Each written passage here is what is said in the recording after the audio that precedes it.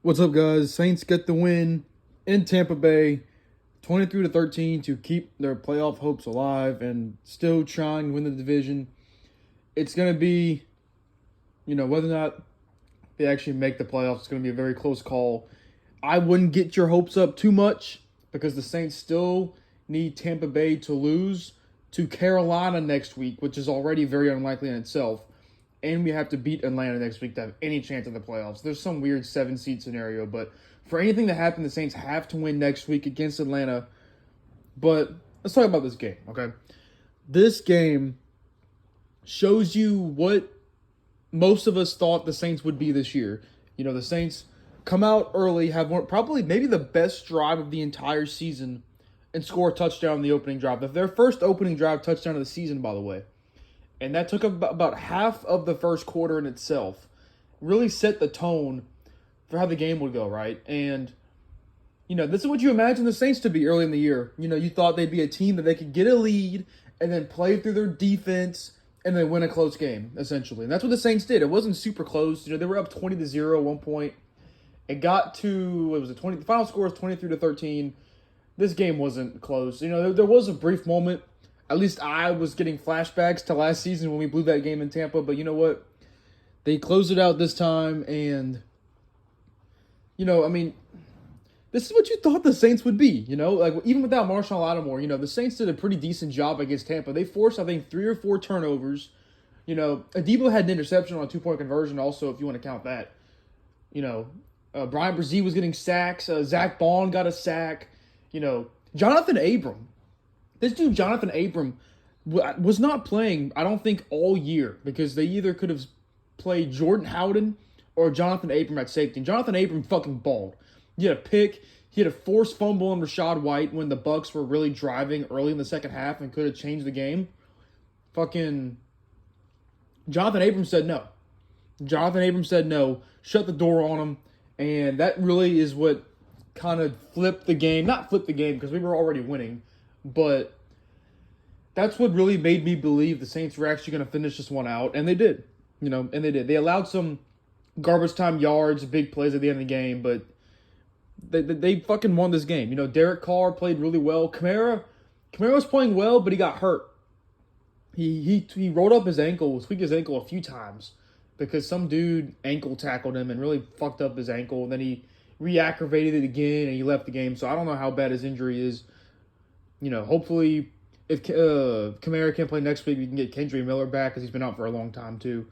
But Juwan Johnson, this dude Juwan Johnson, I swear, was one of if not the biggest disappointments all season. Considering he had 7 touchdowns last season and was a really reliable target for the Saints, and they paid him for what he showed last season. He just wasn't doing that all year. He got hurt at some points, but even when he was playing, he wasn't doing much. But this dude came out, and I think he had like 8 catches for 90 yards and a touchdown or something like that. It was 8 catches and 90-something yards with a touchdown. That shit was good shit, Juwan Johnson. I don't expect you to do that every game, but it's good to see that you actually still got it in you, and you're not just a fucking garbage time touchdown merchant. So that was good to see. Saints, they played well. This was their first win against their first win against a winning team this season. Now, they did beat the Colts, who are currently a winning team, but as of the time the Saints played them, they weren't a winning team. I think they were 3-4 or something like that when we played them. So this was the first win against a winning team. And obviously, NFC South is a weak division. I get that.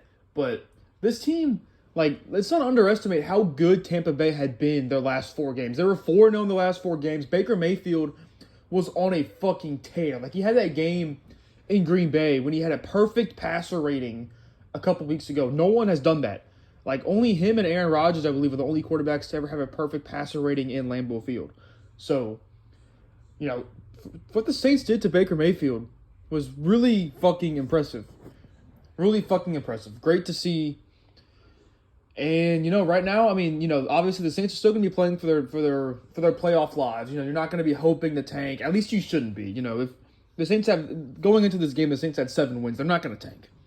Tanking when you already have 7 wins is no point. If we're 3 or 4 wins right now, okay, sure, we can tank. But they're not going to tank. when they're still very much alive for the playoffs this late in the season. And I'm going to be thinking about it like that way too, you know. We got to make our push for the playoffs. Not much else to say. I mean, we kind of have to hope. So there's a weird scenario where the Saints can still obtain a wild card spot, and I think that involves the Seahawks to lose out. They're playing the Steelers right now. I think they're tied. We need the Packers and Vikings play tonight. We need both of those teams to lose once, I'm pretty sure. And since they play each other tonight, one of those teams has to lose unless they tie. But, you know, we need those teams to lose, and I think that's it. Because the Rams almost lost today, which would have set up a very interesting scenario for the 7 seed or the 6 seed or whatever, but they won, so that's not going to happen anymore. So, really, if you're a Saints fan, you should be focusing on the Seahawks game, the Packers and Vikings game tonight, because that'll pretty much set up who we need to, which one we need to win next or which one we need to lose next week. And then, obviously, we got to focus on the Tampa Bay-Carolina game, which is going to be the most important of those games, because that will leave the door open for the division if the Saints can beat the Falcons next week at home. So, hopefully, you know, this has been a very up and down season, and it's still, somehow, it's not fucking over yet. So, thank you guys for watching, and by this time next week, we'll know our playoff fate, whether it's over or if we some fucking how manage to get a wild card spot. So, see you guys next week.